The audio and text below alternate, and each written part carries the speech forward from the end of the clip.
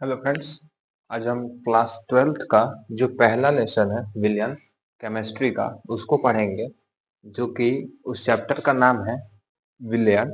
विलियन के बारे में पूरा जो क्लास है आज हम उसको क्या करेंगे, कंप्लीट करेंगे। पहले पार्ट को कोशिश करेंगे 2 से 3 पार्ट में क्या हो जाए, ये चैप्टर कंप्लीट हो जाए।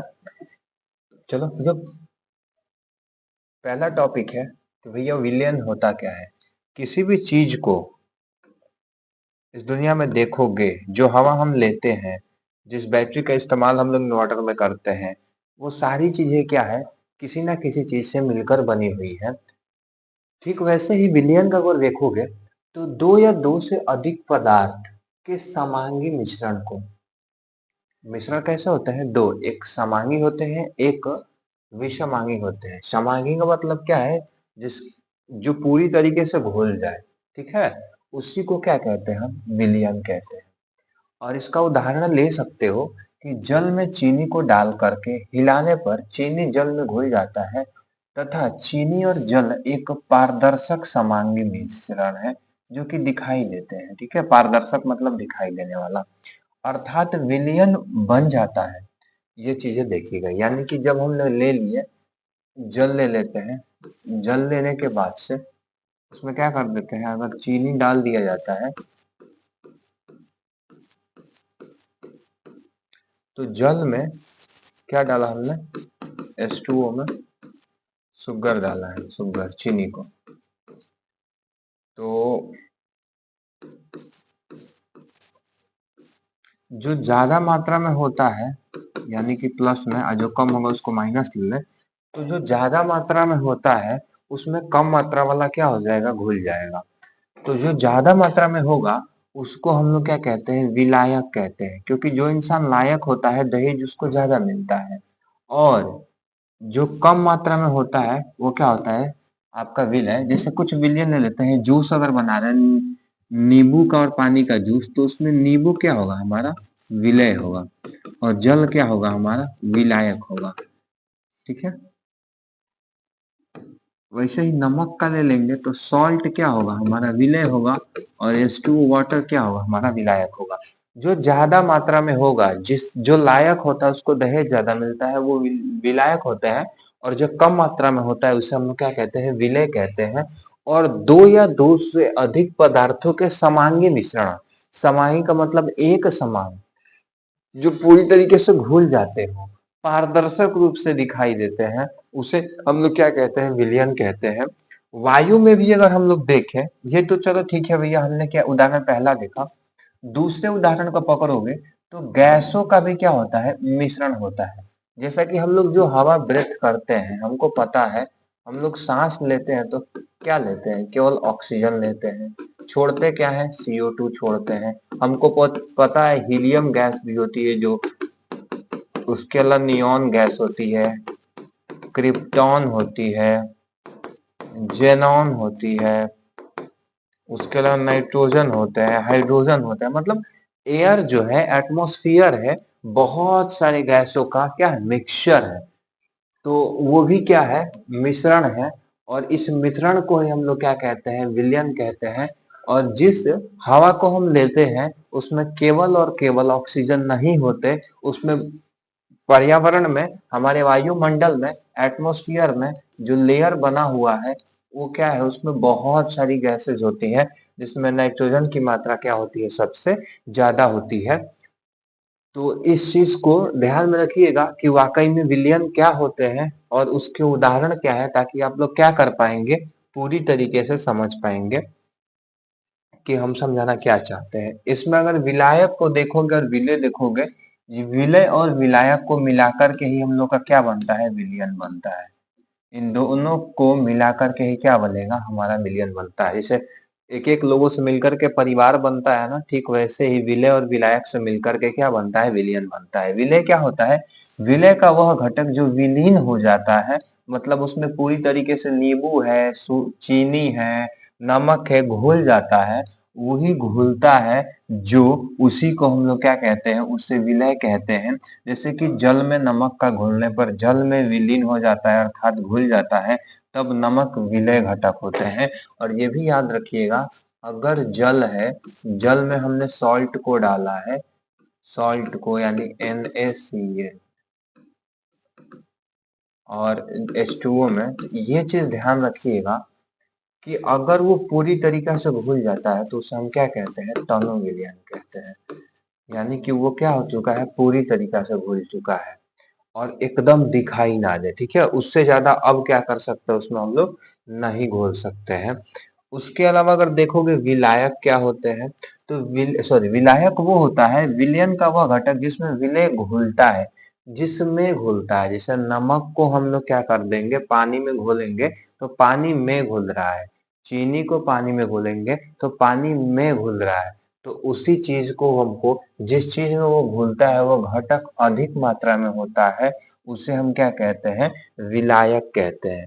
तो हमको जहां तक उम्मीद है इस चीज को बहुत अच्छे से समझ पा रहे होंगे कि विलयन क्या होता है, विलय क्या होते हैं और विलायक क्या होते हैं। क्लास 11th में भी टॉपिक थोड़ा बहुत दिया गया है, बहुत इंपॉर्टेंट टॉपिक है, पहला चैप्टर, ये बेसिक है। क्वेश्चन डायरेक्ट यहाँ से तो नहीं पूछेंगे, लेकिन आगे कुछ मिलेगा जिसमें ये पॉइंट जानना हमें जरूरी है, क्योंकि इस पॉइंट को नहीं जानोगे तो आगे की चीजें क्या होंगी आपको समझ में नहीं आएंगी। जो हेनरी का लॉ है और जो आपका राउल्ट का लॉ है वो भी क्या होगा, नहीं समझ में आएगा। उस चीज को समझने के लिए हमें ये चीज क्या होना चाहिए, समझ में आना चाहिए। ठीक है, विलयन की सांद्रता को व्यक्त करने की जो विधि है, कुल 5 विधियां दी गई है, ये याद रखिएगा। लेकिन उस विधि को याद करने से पहले जो चीजें हम अभी पढ़े हैं उस चीज को ध्यान से देख लो। क्या है कि 3 फोटो हमेशा दिमाग में रखिएगा। ये वाला, जो पहला वाला हिस्सा होगा, ये वाला,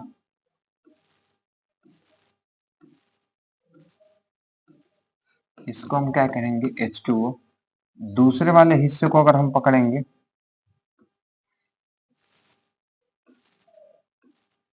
फिगर याद रखिएगा, ये होगा विलय या शुगर ले लो इसको। तीसरा वाला हिस्सा जो बनेगा वो हमारा विलयन बन चुका है। ठीक है, जो कम मात्रा में होता है उसको हम लोग क्या कहते हैं, अधिक मात्रा में होता है उसको हम लोग कहेंगे विलायक। जो कम मात्रा में होगा वो क्या होता है, हमारा विलय होता है। और ये दोनों को मिलाने के बाद हमारा क्या बनता है, विलयन बनता है। ठीक है, विलयन बनेगा तो उसमें क्या होंगे, दोनों चीजें पाई जाएंगी। ठीक है, ये फिगर याद रखिएगा, तो फिगर से समझना कोई भी चीज क्या होती है, आसान होती है। अब इसमें कुछ विलयन है जिसको जानना हमें क्या है, बहुत इंपॉर्टेंट है। ये चीज तो जहां तक हमको उम्मीद है आपको क्या हो रहा होगा, समझ में आ रहा होगा। आगे बढ़ते हम लोग, इसमें विलायक के रूप में हम लोग बेंजीन का भी इस्तेमाल कर लेते हैं कभी कभी। एंथ्रासाइड्स वगैरह जो होते हैं वो वाटर से रिएक्ट करते हैं, तो उस समय हम लोग क्या कर लेते हैं, बेंजीन का इस्तेमाल कर लेते हैं। और बेंजीन भी क्या होता है, एक तरल पदार्थ होता है, जिससे कि हम लोग प्रयोगशाला में वैज्ञानिकों के द्वारा इस्तेमाल किया जाता है। इसको उत्पन्न हम लोग प्राकृतिक रूप से करते हैं, जब लावा निकलता है तो बेंजीन क्या होता है, उत्पन्न होता है, लिक्विड फॉर्म में क्या होता है, पाया जाता है। इस चीज को ध्यान पे रखिएगा। आगे देखते हैं विलियन। विलियन तो हम लोग देख लिया, कुछ वर्ड आए थे, क्या क्या आए थे, तनु विलियन, तनु विलियन आएंगे, सांद्र विलियन आएगा। कुछ वर्ड को जानना बहुत ज्यादा जरूरी है। उसके अलावा हमारा क्या आया, विलय आया। उसके अलावा क्या आया हमारा, विलायक आया। उसके अलावा आगे मिलेगा हमें संतृप्त विलियन।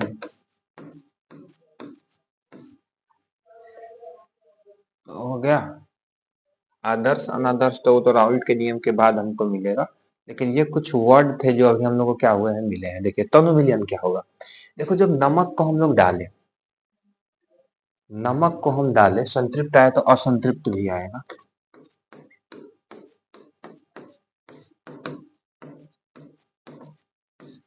नमक को हमने क्या किया है, डाल दिया है। नमक को अगर हम लोग पानी में डालें और वो पूरी तरीका से घुल जाए, उसके एक भी अणु, एक भी कहा जाता है ना, वो दिखाई हमें ना दे, उसे ही हम लोग तनु विलयन कहते हैं। लेकिन अगर हम थोड़ा ज्यादा, कभी कभी हम लोग चीनी का रस बनाते हैं तो चीनी पूरी तरीके से नहीं घुलता है। दही में चीनी डाल के खाते हैं तो वो भी पूरी तरीके से नहीं घुलता। उस चीज को हम लोग जब पूरी तरीके से नहीं घुलेगा उसे सांद्र विलयन कहेंगे। विलय क्या होता है अभी हम लोग पढ़े, जो हमारा कम मात्रा में होगा। क्या क्या कम मात्रा में? शुगर हो गया, सॉल्ट हो गया, नींबू लेमन हो गया, ये विलय होते हैं। विलायक में आपका बेंजीन का इस्तेमाल किया जाता है, वाटर का इस्तेमाल किया जाता है, जल का। ये सारे ज्यादा मात्रा में जो होते हैं, जो लायक इंसान होते हैं, वो क्या होता है, उनको दहेज ज्यादा मिलता है, तो ये ज्यादा मात्रा में होते हैं। और जिसके पास दहेज ज्यादा होता है, विलियन भी उसी प्रकार का बन जाता है।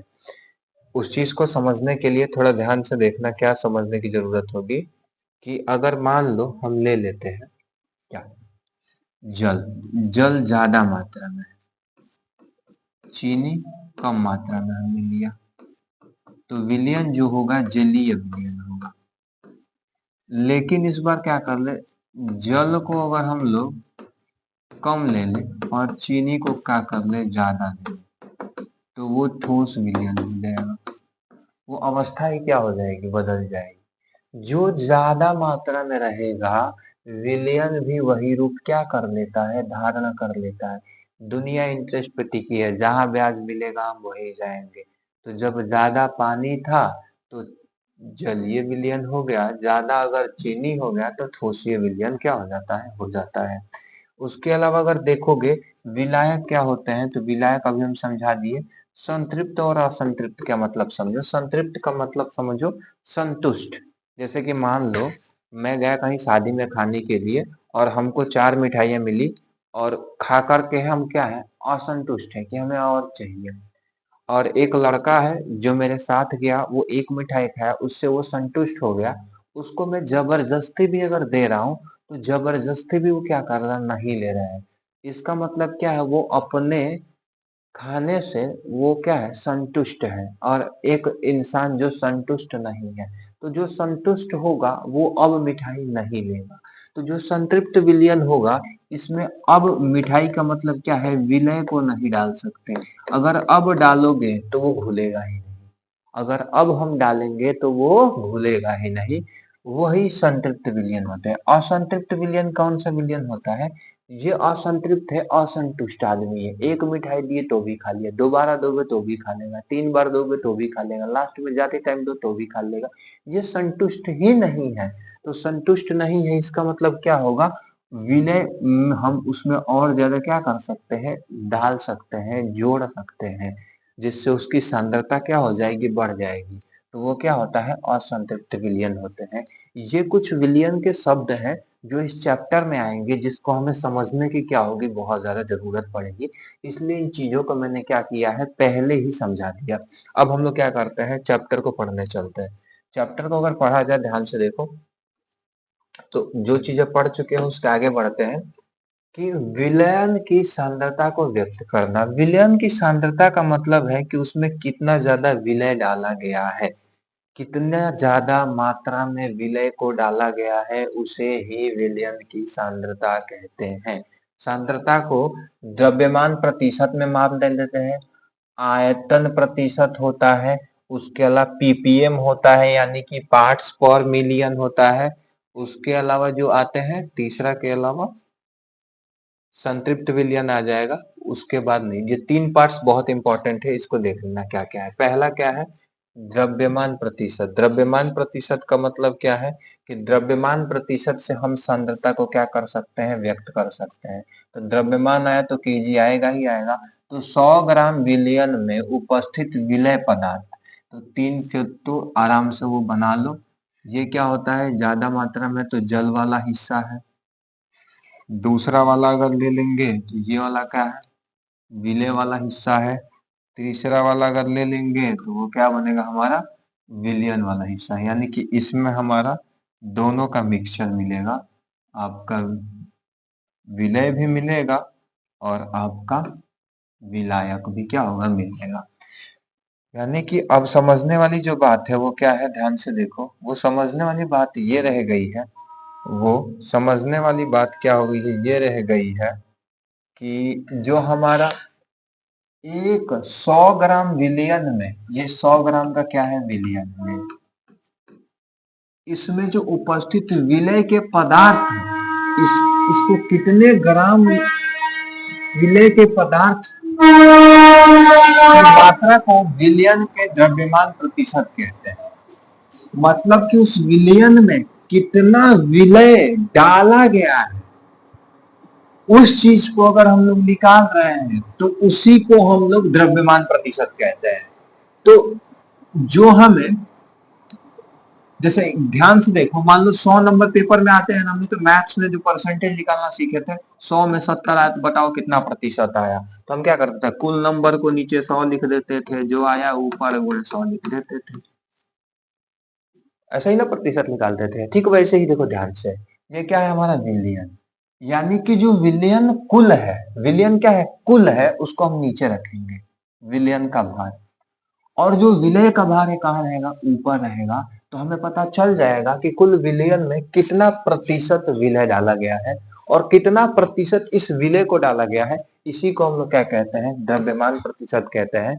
क्योंकि हम विलय के द्रव्यमान से ही पता कर पाएंगे कि उस विलयन में कितना विलय डाला गया है, वही द्रव्यमान प्रतिशत को क्या करता है, व्यक्त करता है।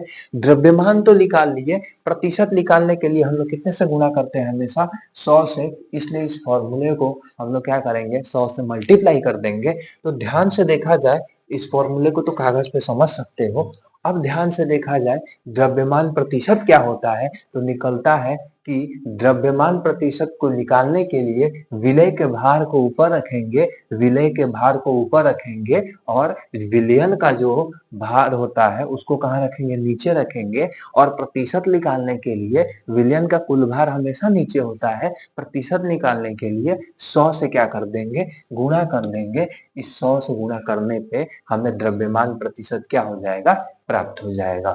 दूसरा फॉर्मूला है आयतन प्रतिशत, यानी कि पहला जो हमने सीखा, पहले वाले में द्रव्यमान का यूज किया था तो केजी में गए थे, दूसरे वाले में आयतन का यूज करेगा तो लीटर में जाएंगे। मिलीलीटर विलियन में सेम वैसा ही फिगर होगा, सेम वैसा का मतलब क्या है, 3 फिगर को बना दो। 3 फिगर में हमको पता है कि पहला वाला जो होता है वो क्या होता है, जल होता है, यानी विलायक होता है, ज्यादा मात्रा में रहेगा। इस चीज को एकदम दिमाग में बैठा लो। दूसरा वाला अगर पकड़ेंगे, दूसरा वाला अगर हम पकड़ेंगे, ये क्या होगा, विलय होगा। ये क्या होता है, थोड़ा कम मात्रा में रहेगा, क्योंकि विलय हमेशा क्या होते हैं, कम मात्रा में रहते हैं। तो बाद में बन के आएगा, वो क्या आएगा बन करके, वो सॉल्यूशन बन करके आएगा। सॉल्यूशन का मतलब क्या है, विलयन बन करके आएगा। विलयन बन करके आएगा, इसका मतलब क्या है कि उसमें हमारा जल भी होंगे, और जल के अलावा और क्या होंगे, हमारे ठोस भी होंगे, यानी जो विलय है वो भी होगा। इस विलयन में क्या होगा, दोनों का क्या होता है, मिक्सचर होता है, दोनों का क्या होता है, मिक्सचर होता है। ठीक है, तो आगे इसको देखो, आयतन देखना है। तो अब देखेंगे तो क्या, कुल विलयन में पिछले वाले की तरह, कुल विलयन में उसमें क्या था, कुल विलयन में था कुल विलयन का भार, इसमें आयतन है, तो कुल विलयन में जो आयतन है उसकी मात्रा हमेशा क्या रहेगी, विलयन के नीचे रहेगी, और विलय के आयतन को ऊपर रखेंगे। सेम वैसे ही जैसे उस वाले में कुल विलयन का जो द्रव्यमान था, यानी उसका जो भार था वो नीचे था, और जो उसमें उपस्थित विलय था उसको ऊपर रखे थे, 100 से गुणा किए थे, तो प्रतिशत क्या हो गया था, निकल गया था। कुल वाला हिस्सा नीचे रहता है, तो कुल वाला हिस्सा नीचे है, तो विलयन का आयतन कहाँ हो जाएगा, नीचे, और विलय का आयतन ऊपर हो जाएगा, और गुणे क्या कर देंगे, 100 कर देंगे। क्योंकि किसी भी चीज का प्रतिशत कुल पे ही निकालते हैं, और यहाँ कुल का मतलब क्या है, कुल का मतलब ही है विलयन, कुल का मतलब है विलयन। तो विलयन नीचे रहेगा, विलयन नीचे रहेगा। विलय कितने उसमें डाले गए हैं, जो हम लोग 100 ml में, 100 मिलीलीटर में, उसमें 100 ग्राम में कितना ml डाले हैं, उसी चीज को क्या कहते हैं, हम लोग आयतन प्रतिशत कहते हैं।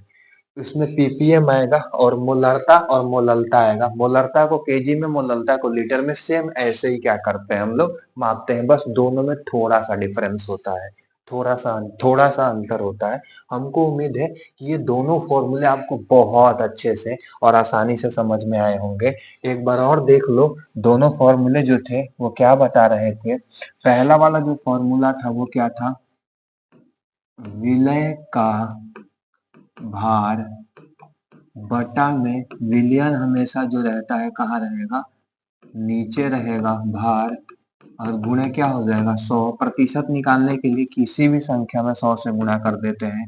दूसरा वाला में विलय का आयतन, विलय का आयतन बटा में विलयन का आयतन, आयतन और गुणे क्या हो जाएगा 100।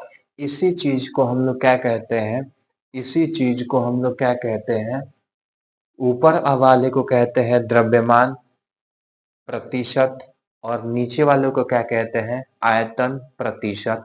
हमको जहां तक लगता है कि आप लोगों को ये बहुत ही अच्छे से क्या हुआ होगा, समझ में आया होगा। इसको हम लोग क्या करते हैं, अब आगे बढ़ाते हैं। पार्ट्स पर मिलियन क्या होते हैं, इसको समझने की हम लोग कोशिश करते हैं। पार्ट्स पर मिलियन में, पार्ट्स पर मिलियन में देखिए क्या होता है, पार्ट्स पर मिलियन का मतलब होता है पीपीएम। इसको शॉर्ट फॉर्म में लिखा जाता है। विलियन के 1 मिलियन यानी 10 लाख ग्राम में उपस्थित पदार्थ की ग्राम में मात्रा उस पार्ट्स मिलियन कहा जाता है, पार्ट्स पर मिलियन कहा जाता है। विलय का भार और विलयन का भार। और पीपीएम को दिखाने के लिए अगर देखोगे, यानी कि 1 विलियन, विलियन में 1 मिलियन यानी कि 1 लाख ग्राम में उपस्थित पदार्थों की ग्राम में मात्रा वही है, पहला दूसरा तीसरा। इस सॉल्यूशन में कितना पदार्थ डाला गया है, यानी कि उसमें हम लोग जो देख रहे थे अब तक में वो कितने में थे, केवल 100 ग्राम में, 100 ml में। इसमें 1 लाख ग्राम में देखा जाता है पार्ट्स पर मिलियन। मिलियन का मतलब ये 10 लाख, याद रखो। 1 मिलियन का मतलब 10 लाख। जैसे यूट्यूब चैनल होता है ना, उसमें 10 लाख आता है तो 1 मिलियन इक्वल टू 10,000 टाइम 100। इसको करते हैं 1000 टाइम, अगर 100 को लिखोगे तो वो क्या होता है, 1 मिलियन होता है, 1 मिलियन होता है। यानी टोटल को अगर लिखोगे तो टोटल में कितने जीरो आ जाएंगे, 6 वंस, टेंस, 100,000, 10,000, लाख, 10 लाख। यानी कि 1 मिलियन कितने के बराबर होता है, 10 लाख के बराबर होते हैं। पर नाम से ही पता चल रहा है। और हमेशा जब ये पार्ट्स पर मिलियन भाग की बात कर रहा है तो भाग को किस में मापते हैं हम लोग, ग्राम में मापते हैं। जैसे केक को खाते हैं ना तो इतना ग्राम हम लोग खा गए, उसमें मापा जाता है। इसलिए जो पहला फॉर्मूला अगर ध्यान से देखे होगे वही था, विलयन का भार नीचे और विलय का भार ऊपर गुणे 10 का घात 6। और 10 का घात 6 का मतलब क्या होता है, 10 लाख। और 10 लाख का मतलब क्या होता है, 1 मिलियन। अब हमको लगता है आपको ये समझ में आ गया होगा कि पीपीएम क्या होता है। किसी विलियन में पदार्थ की वो मात्रा जो 10 लाख ग्राम में क्या किया गया हो, मिलाया गया हो, उसी को पार्ट्स पर मिलियन कहा जाता है। ठीक है, ये पीपीएम होते हैं। अब हम लोग देखेंगे विलयन के प्रकार। विलयन जैसे कि हम लोग जानते हैं कि जो अवस्था होती है कितनी होती है, 3 होती है। पदार्थ की अवस्थाएं कितनी होती है, हम लोग तो जहां तक पढ़े हैं अभी तक की 3 ही होती है, लेकिन पदार्थ की अवस्था 5 होती है। ठीक है, थोड़ा ध्यान से देख लेना। पेंटागन शेप में होता है 5। पहला जो होता है वो क्या होता है, ठोस, जो हम लोग जानते हैं। उसके अलावा जो दूसरा होता है वो क्या होता है, द्रव, जो हम लोग जानते हैं। तीसरा क्या होता है, गैस, ये भी हम लोग जानते हैं। चौथा क्या होता है, प्लाज्मा, ये भी हम लोग जानते हैं। पांचवा क्या होता है, प्लाज्मा के बाद से बोस आइंस्टीन,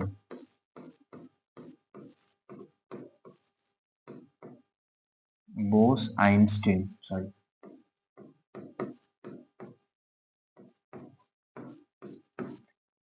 ये बोस आइंस्टीन दो लोगों के नाम पे पड़ा है। एक तो एल्बर्ट आइंस्टीन थे वैज्ञानिक, और एक सत्येंद्रनाथ बोस जो भारत के रहने वाले थे। इन्होंने मिलकर के ये वैज्ञानिक खोज किया था, यानी कृत्रिम वैज्ञानिक खोज है ये। कृत्रिम अवस्था है जिसको ढूंढा गया है एक्सपेरिमेंट के थ्रू। बाकी ये जो अवस्थाएं हैं, ये जो अवस्थाएं पाई जाती है, ये सब क्या है? नेचुरल अवस्था तीन है, बाकी इस पे रिसर्च करके क्या किए गए, निकाले गए हैं। इसको एक्सपेरिमेंट किया गया लैब में, तो ये अवस्था क्या हुई है, हमको प्राप्त हुई है। और आज भी इस पे क्या चलता है, अध्ययन चलता रहता है। ठीक है। अब हम लोग जो पढ़ने वाले हैं वो क्या है भैया, विलयन। और विलयन की अवस्था जो होती है, उसमें जो उनका जो प्रकार होता है, उनका जो परिवर्तन होता है, उस चीज को कैसे हम लोग जोड़ेंगे।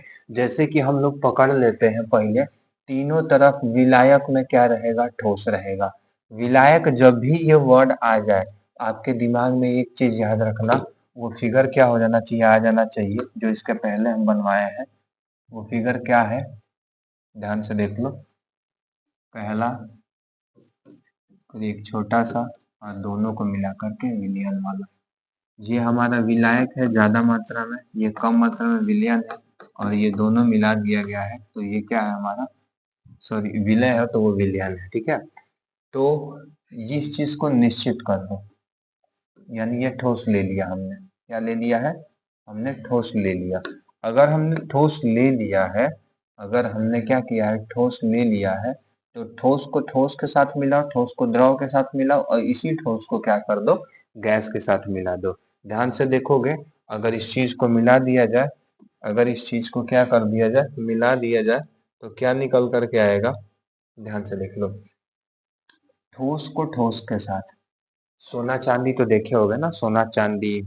सोने में हम लोग क्या कर देते हैं, 24 कैरेट का होता है लेकिन 22 कैरेट का ही मिलता है, क्योंकि उसमें तांबा मिला करके क्या कर दिया जाता है, उसके कैरेट को कम किया जाता है। वो कम इसलिए किया जाता है ताकि हम लोग उस चीज को क्या कर सके, अच्छे से इस्तेमाल कर सके। और इस्तेमाल ही नहीं, बल्कि वो उतना 24 कैरेट का जो सोना होता है, उसको किसी आभूषण में या फिर किसी आकार में हम लोग परिवर्तन करना मुश्किल होगा, इसलिए हम लोग उसका मिक्सचर करते हैं।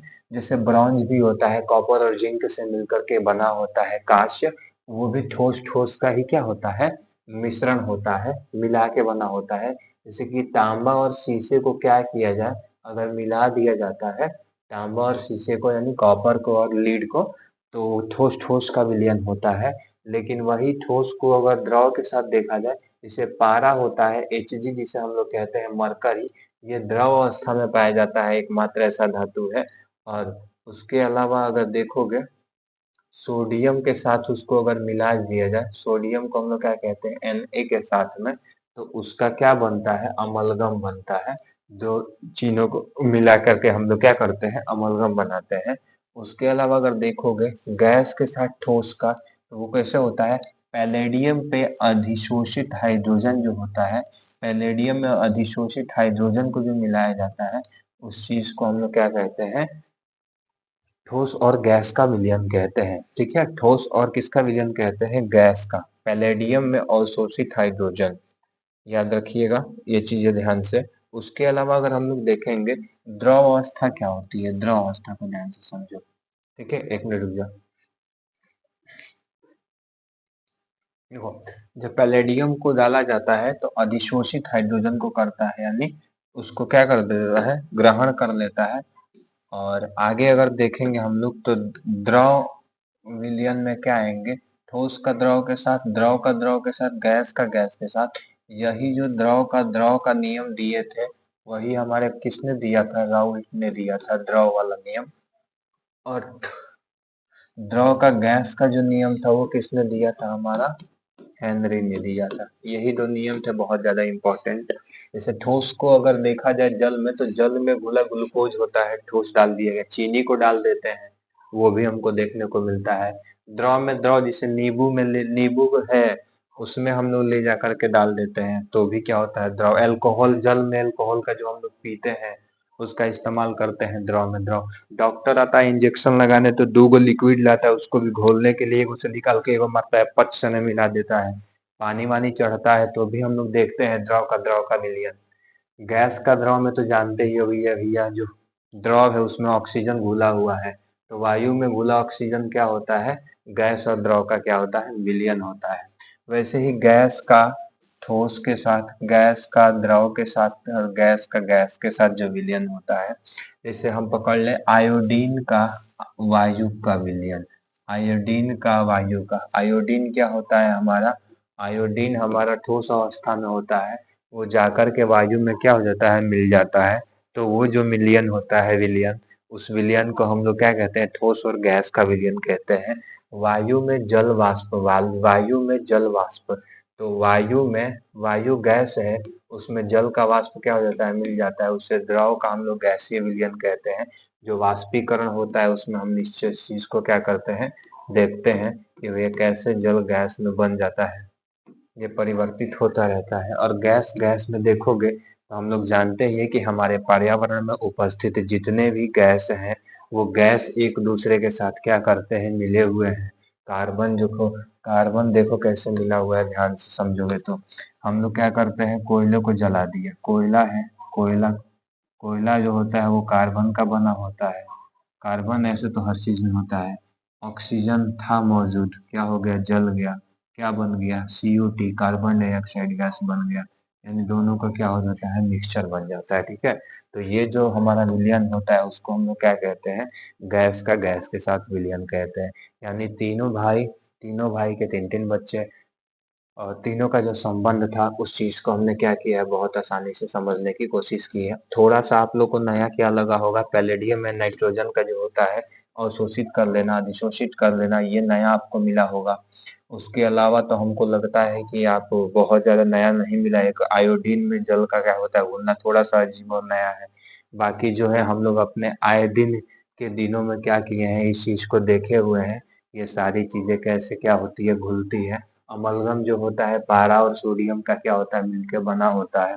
और जैसा कि हम लोग पहले की क्लासों में पढ़ भी चुके हैं कि जो मरकरी होता है एक धातु होती है, और यह एक ऐसी एकमात्र धातु है जो कि किस अवस्था में पाई जाती है, हमारी लिक्विड यानी द्रव अवस्था में पाई जाती है। ठीक है, किस अवस्था में पाई जाती है, द्रव अवस्था में पाई जाती है। अब देखो ये चीज जो मिलेगा वो क्या है, ये चीज है संतृप्त विलयन, जैसा कि हमने अभी पढ़ा था। वो क्या है कि किसी ताप पर जल की एक निश्चित मात्रा में थोड़ी चीनी डालकर उसे हिलाने पर चीनी जल में घुल जाती है। थोड़ी थोड़ी मात्रा में चीनी को जल में डालकर विलयन को हिलाने पर चीनी जल में विलय होता रहता है। लेकिन अंत में एक ऐसी अवस्था आ जाती है जब चीनी का जल में घुलना रुक जाता है एवं चीनी विलयन के पात्र में नीचे बैठ जाती है। इस अवस्था को विलयन की संतृप्त विलयन कहते हैं, क्योंकि अब वो इससे ज्यादा नहीं ले सकता है, वो संतुष्ट हो चुका है। अथवा वह अवस्था जिसमें कि निश्चित मात्रा के विलायक में और अधिक विलय पदार्थ घोले जा सके, तो उसे हम अवस्था को ही संतृप्त क्या कहते हैं, विलयन कहते हैं। जैसा कि इस एक्सपेरिमेंट में हमने देखा कि एक पहले हम लोग पात्र लेंगे जिसमें विलय होगा।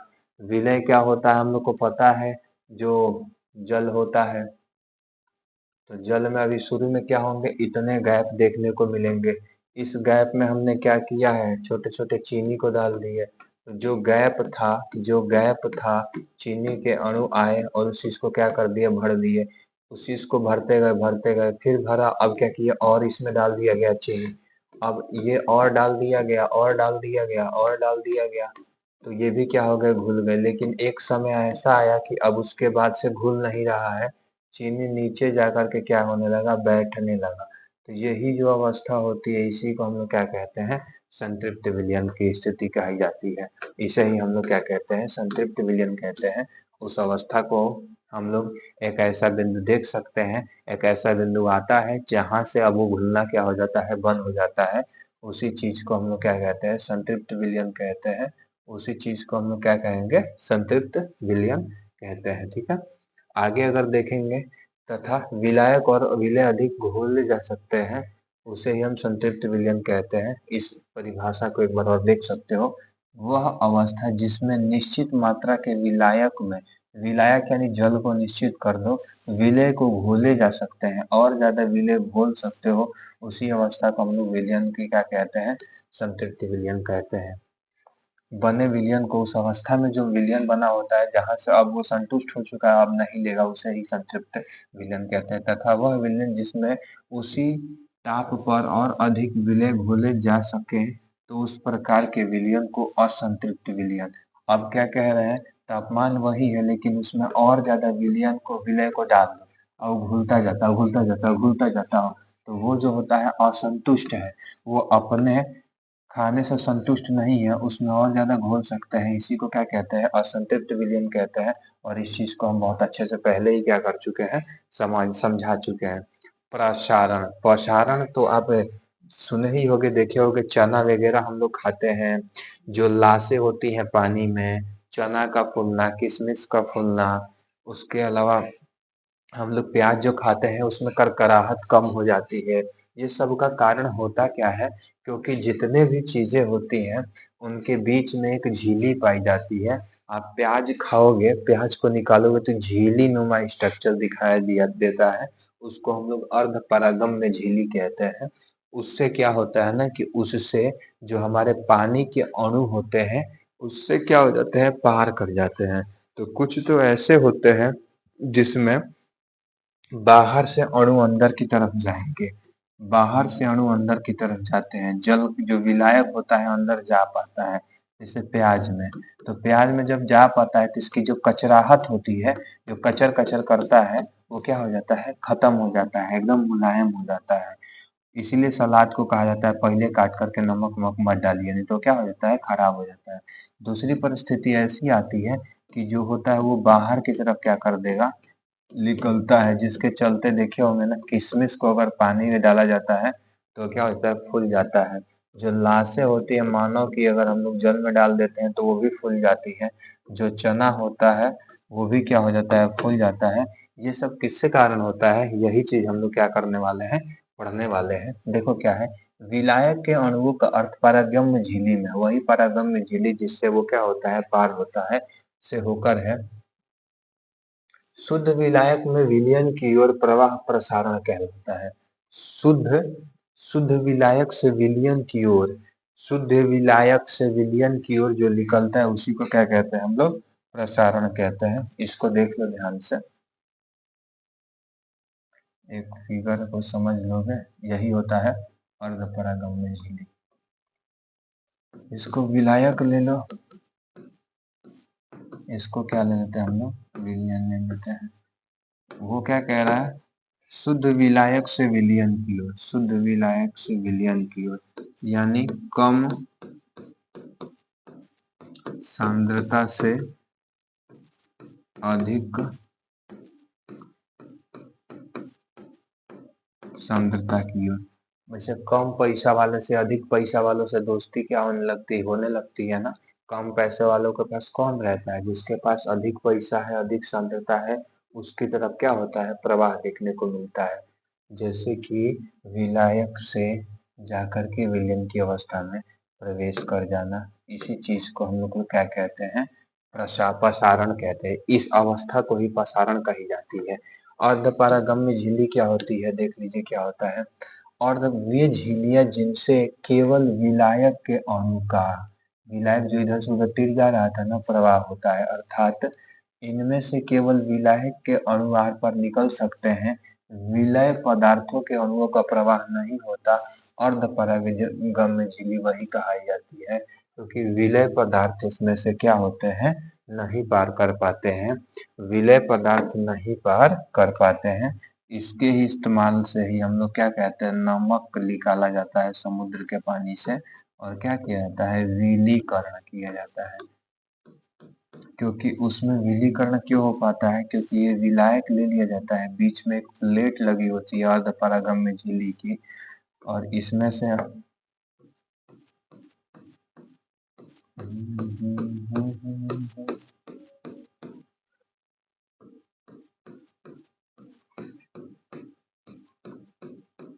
इससे विलायक के अणु तो बाहर चले जाते हैं लेकिन विलय नहीं जा पाते हैं, और विलेय नहीं जा पाते हैं तो विलेय ही क्या होते हैं हमारे नमक होते हैं। साधारण जीवन में इसका इस्तेमाल क्या होता है बहुत ज्यादा होता है। ठीक है, इस चीज को ध्यान रखिएगा। तो वे झिल्लियां जिनमें से क्या होता है विलायक के कण ही क्या कर सकते हैं एक में से दूसरे में जा सकते हैं, उसी को हम लोग अर्ध परागम्य क्या कहते हैं झिल्ली कहा जाता है। ठीक है, क्योंकि कुछ तो कारण है कि अंदर पानी जाने दे रहा है चना के अंदर किशमिश के अंदर, और कुछ ऐसा भी तो कारण है कि जो प्याज का पानी बाहर की तरफ क्या हो रहा है निकल रहा है। उस सब का कारण क्या है कि विलायक के अणु भी क्या कर सकते हैं पार कर सकते हैं। प्याज में जो विलायक बाहर उपस्थित है वो पार हो जाता है, और जो हमारा चना होता है उसमें विलायक उपस्थित नहीं होता है, तो विलायक के ही कण अंतःपरागम झिल्ली से क्रॉस करके चना में चले जाते हैं, और चना क्या हो जाता है फूल जाता है। चना क्या हो जाता है फूल जाता है। मटर भी क्या होता है वैसे ही फूल जाता है।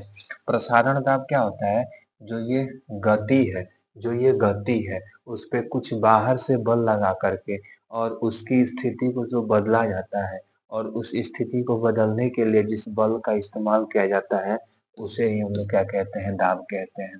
जैसे अर्ध परागम्य झिल्ली द्वारा विलायक से पृथक किए गए विलयन में विलायक के प्रवेश को रोकने के लिए विलयन पर लगाए गए आवश्यक बाह्य बल को परासरण दाब कहते हैं। इससे हम पी से क्या कर सकते हैं प्रदर्शित करते हैं, पी से प्रदर्शित करते हैं। पाई के जैसा थोड़ा साइन होता है लिख लीजिए, ऐसे ही लिखा जाता है इस चीज को। पी से क्या कर देते हैं प्रदर्शित करते हैं। इस चीज को समझने के लिए फिगर क्या करते हैं फॉर्मूला देख लो उसका फिगर को समझा देते हैं। देखिए परासरण दाब एक अणु संख्या गुणधर्म होता है, अणु संख्या पर निर्भर करता है ना कि उसकी प्रकृति पर निर्भर करता है। परासरण दाब दिए गए ताप की पर मोलरता के क्या होता है समानुपाती होता है। मोलरता क्या होती है हम लोग को पता है, मोलरता होती है मोलों की संख्या बटा में आयतन, उसी को मोलरता कहते हैं। और मोललता क्या होती है मोलों की संख्या बटा में द्रव्यमान। केजी में होता है मोललता, और ये मोलरता जो होती है ना वो आयतन में देखी जाती है लीटर में। ठीक है, आर क्या होता है गैस नियतांक होता है, तो इसका जो फॉर्मूला होता है वो क्या होता है एम आर टी। मोलरता ये गैस नियतांक होता है, टी तापमान होता है। हमको पता है मोलों की संख्या बटा में आयतन का फॉर्मूला, तो वो फॉर्मूला रख देंगे तो ये पी इक्वल टू क्या देगा अपन वी आर टी का फॉर्मूला निकल जाएगा।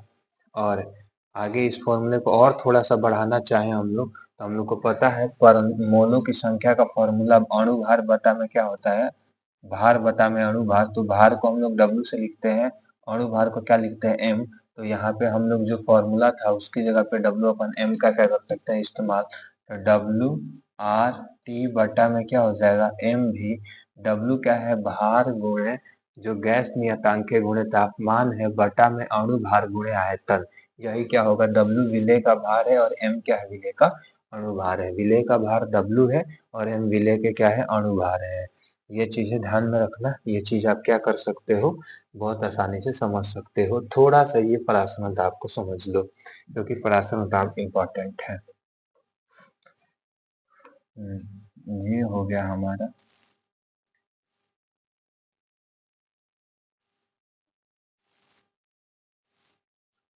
ये हमारा है विलायक, ये हमारा है विलयन। जो हमने क्या किया इधर से बल लगाया, एक टंगस्टन की प्लेट लेकर के हमने क्या किया है बल लगाया है, दाब लगाया बाहर से। तो जो विलायक गति इधर की तरफ थी वो गति किधर की तरफ हो जाएगी, अब दिशा उसकी क्या हो जाएगी बदल जाएगी। और इस दिशा को बदलने के लिए जिस बल का इस्तेमाल किया गया है उसी को हम लोग प्रसारण दाब कहते हैं। उसी को हम लोग क्या कहते हैं प्रसारण दाब कहते हैं। जैसा कि ऊपर देख सकते हो वो बता रहा है क्या लगाए गए आवश्यक बल को ही क्या कहते हैं किस चीज के लिए विलायक के प्रवेश को रोकने के लिए। क्योंकि अगर विलयन पे दाब लगाएंगे तो जो विलायक था उसका प्रवेश नहीं आएगा, तो जो विलयन है इसकी जो सांद्रता है ये दाब के कारण किसकी तरफ भागेगा विलायक की तरफ भागेगा। और ये अवस्था में जिस बल का हम लोग इस्तेमाल किए हैं, जिस बल का इस्तेमाल किए हैं, उसी बल को परासरण दाब कहा जाता है, ठीक है? उसी बल को परासरण दाब कहते हैं। और ये प्रसारण दाब क्या होता है? मोलरता के समानुपाती होता है। मोलरता के समानुपाती होता है। मोलों का भार बटा मोलों की संख्या बटा में क्या होता है? आयतन। हमारा मोलरता का फॉर्मूला होता है, ये चीज ध्यान में रखिएगा। इससे हमने फॉर्मूला जो बना, क्या बना? N/VRT। यहाँ पे भी लिख सकते हो या MRT भी लिखते हैं, कहीं CRT भी देखने को मिलता है। उसका मतलब क्या होता है? उसकी सांद्रता। सांद्रता का मतलब क्या है कि एक यूनिट आयतन में कितने मोल उपस्थित है, मोलों की संख्या कितनी ज्यादा है, उसी चीज को हम लोग क्या कहते हैं?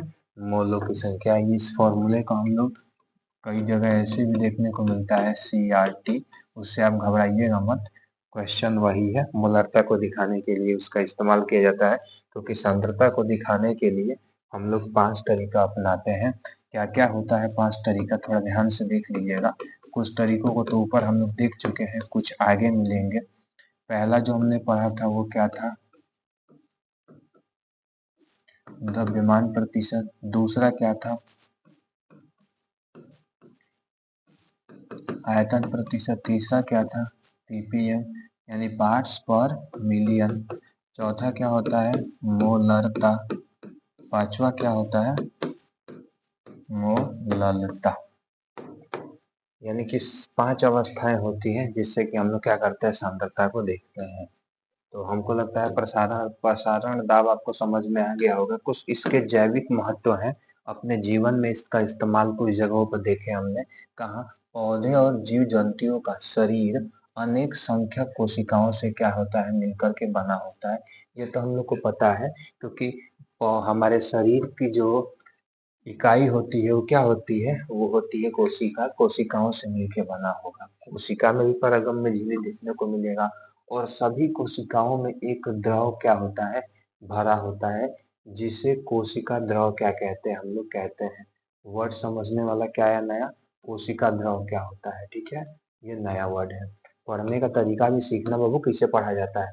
इन कोशिकाओं की दीवारें एक किससे मिलकर के बनी होती है? ये किससे मिलके बना होगा? अर्धपरागम्य झिल्ली से। सेमी परमिएबल मेम्ब्रेन, इसको SPM हम लोग क्या कहते हैं? SPM कहते हैं का कार्य करती है। यह झिल्लियां अपने से जल का ही प्रवाह होने देती है। अगर इस झिल्ली को देखेंगे तो इस झिल्ली से अभी हमने पढ़ा केवल क्या जा सकते हैं? विलायक जा सकते हैं। विलायक मतलब जो ज्यादा मात्रा में है।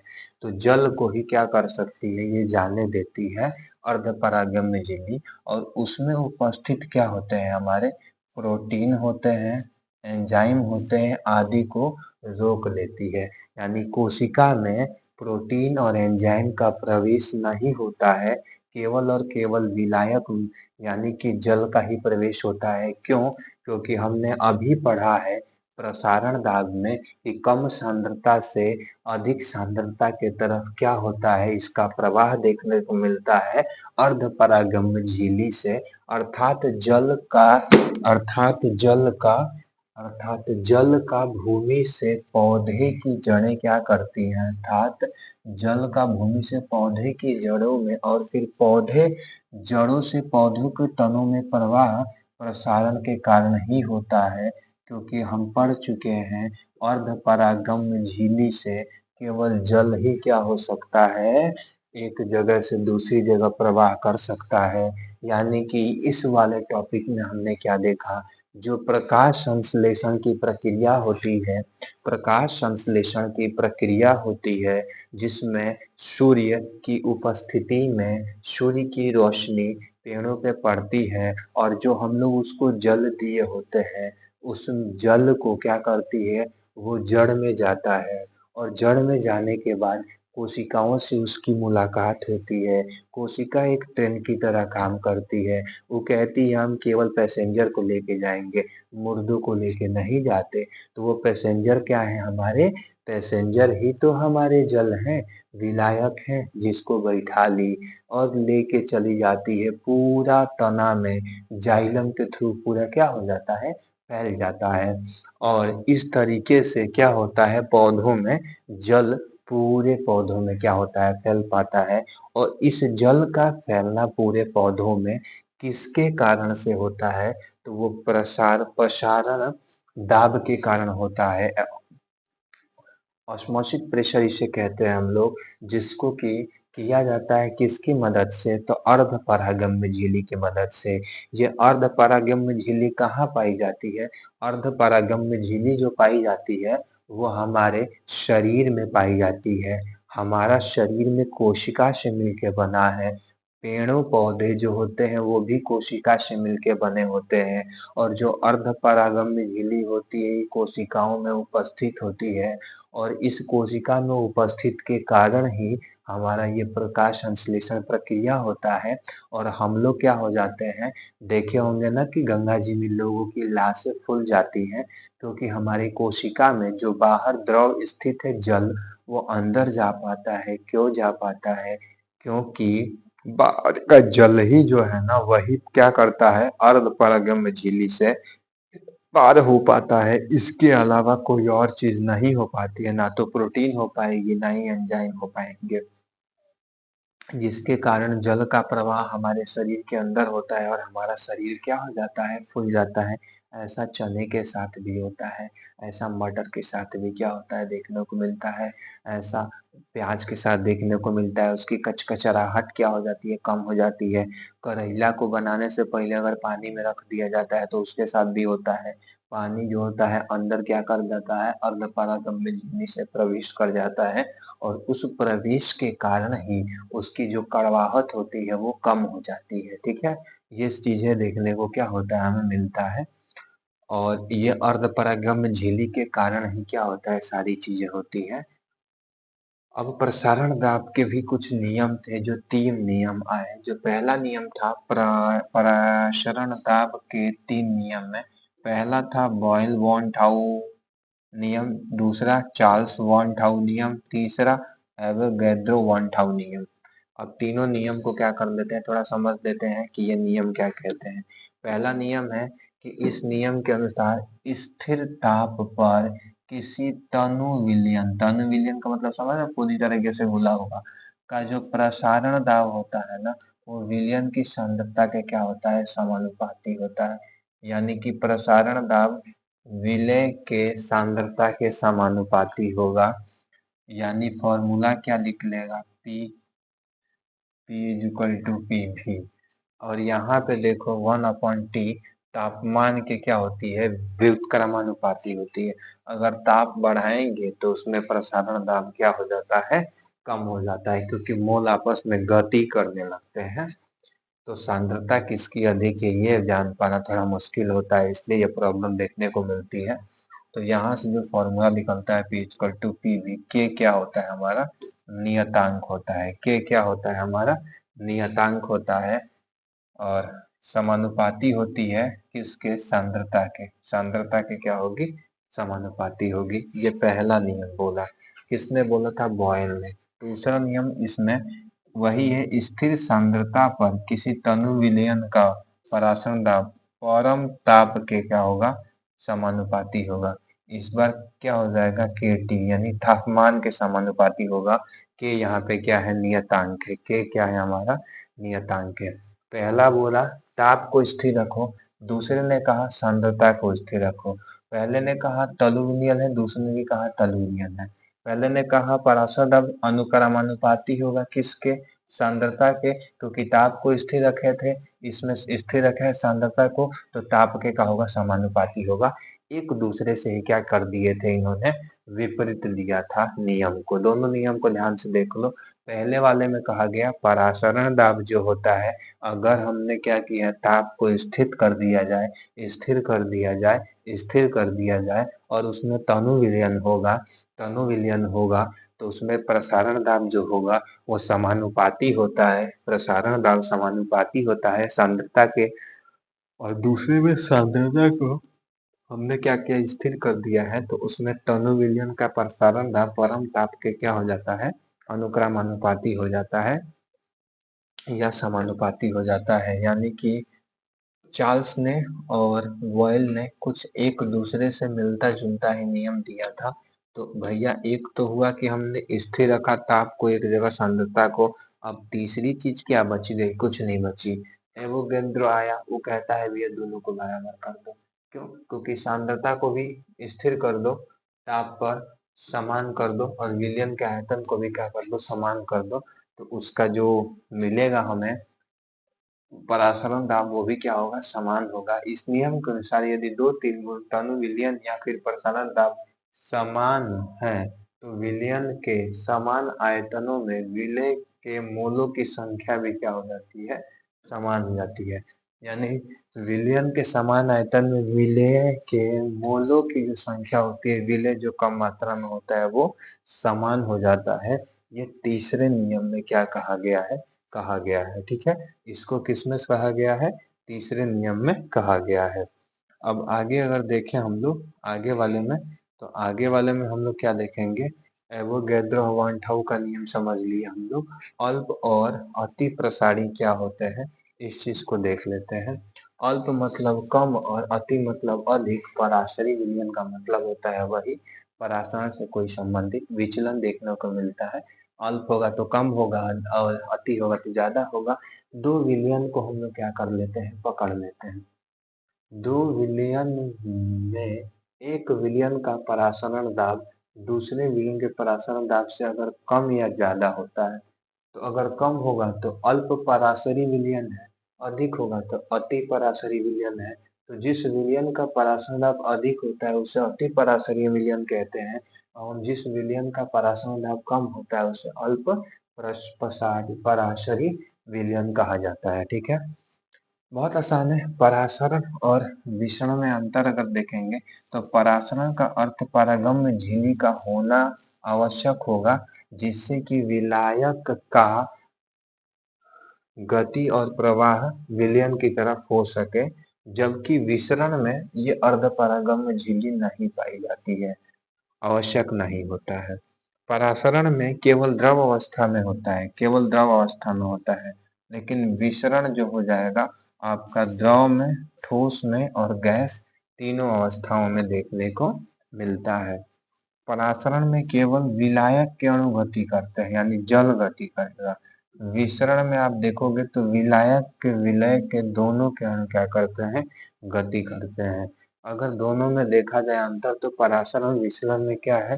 पहले वाले में अर्धपरागम्य झिल्ली पाई जाएगी, परासरण में अभी पढ़ते आ रहे हैं, विसरण में नहीं पाई जाएगी। ये केवल द्रव अवस्था में उपस्थित होते हैं परासरण को देखा जाएगा तो। लेकिन अगर हम लोग विसरण को देखेंगे तो ये तीनों अवस्था में, ठोस में, द्रव में और गैस अवस्था में देखने को मिलता है। वही अगर हम लोग परासरण को देखें तो ये विलायक के अणु केवल क्या होंगे? जल के अणु गति करेंगे, एक से दूसरे में जाएंगे। लेकिन इसमें अगर देखेंगे विसरण में, तो विलायक के और विलेय दोनों ही क्या करते हैं? गति करते रहते हैं। दोनों ही क्या करते हैं? गति करते रहते हैं। आगे का टॉपिक जो होगा वो क्या होगा? हमारा हिमांक होगा। उसी से प्रतिलोम प्रसारण भी होता है, उस चीज को थोड़ा समझिएगा। परासरण, वही फोटो याद रखिए जो हम लोग अभी तक क्या किए थे? बनाए हुए हैं। ये मान लीजिए कोई प्लेट, सॉरी सॉरी यार,